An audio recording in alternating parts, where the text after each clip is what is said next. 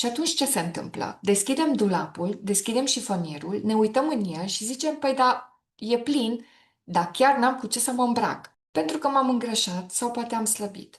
Pentru că nu mă mai duc la locul de muncă la care mă duceam în urmă cu 3 sau 5 ani, pentru că l-am schimbat, pentru că am avansat în funcție, pentru că mi s-au născut copiii, pentru că mi s-au născut nepoții, pentru că au plecat copiii de acasă și așa mai departe. Deci sunt mii și mii de situații de viață și știm, nimic nu este fix în viața noastră, totul se schimbă și ar fi poate o misiune foarte mare din punctul nostru de vedere să nu ținem cont de aceste schimbări și de a nu ține cont de aceste schimbări care se întâmplă și în noi, cu noi, prin intermediul nostru. Ei, și aceste schimbări parcă nu sunt în ton cu ceea ce avem în dulap. Ei, piesa asta o am de 20 de ani, așa?